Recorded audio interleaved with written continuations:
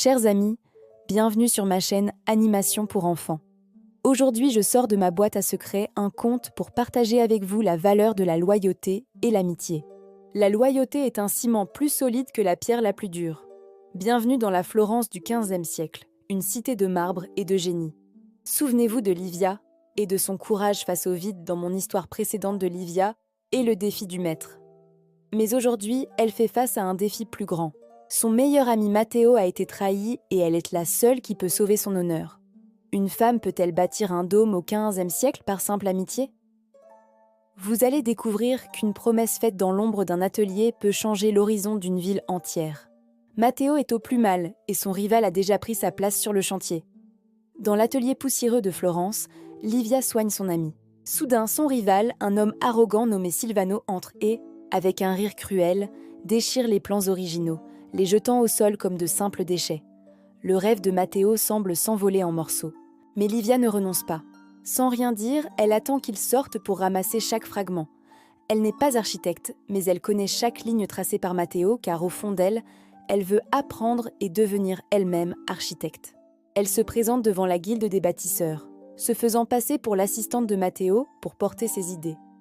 Elle défie les préjugés des maîtres de la ville.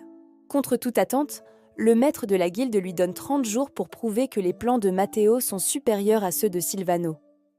Mais comment diriger des dizaines d'ouvriers quand on n'est censé être qu'une simple peintre? La nuit, Livia étudie la géométrie sacrée avec Matteo. À la lueur des bougies, il redessine l'avenir, ligne après ligne, calcul après calcul. Le jour, elle dirige le chantier sur les échafaudages. Elle utilise son pinceau pour marquer la pierre là où elle doit être taillée, pour montrer aux ouvriers comment rééquilibrer la structure, et tout cela sous un soleil de plomb. Sa maîtrise de la perspective impose bientôt le respect. Un matin, une corde lâche. Livia, avec un calme olympien, utilise une technique de peinture, la perspective, pour montrer aux ouvriers comment rééquilibrer la structure. Ils commencent à murmurer. Elle ne peint pas seulement, elle voit la structure de l'âme, c'est incroyable. La base du dôme progresse rapidement. Les ouvriers voient en elle une véritable meneuse. Ils retirent leur chapeau quand elle passe. Le jour de l'inauguration approche, mais Silvano prépare un dernier piège. Silvano accuse Livia de sorcellerie et Matteo de fraude. Mais pour prouver que Matteo est le vrai génie. Livia mène les juges au sommet du dôme. Elle veut leur montrer une preuve irréfutable, un secret que seul un véritable bâtisseur pourrait connaître. Elle leur montre une pierre de clé de voûte sculptée dans un recoin sombre. Deux mains se saluant, l'une féminine et l'autre masculine que Livia a sculptée elle-même en suivant les instructions de Matteo. C'est leur symbole secret de loyauté et d'amitié. Silvano est incapable d'expliquer ce que cela signifie. Sa fraude est révélée au grand jour. La vérité éclate enfin sous le ciel de Florence. Matteo est officiellement nommé grand maître de Florence et Livia est reconnue comme la première femme à avoir pensé le dôme.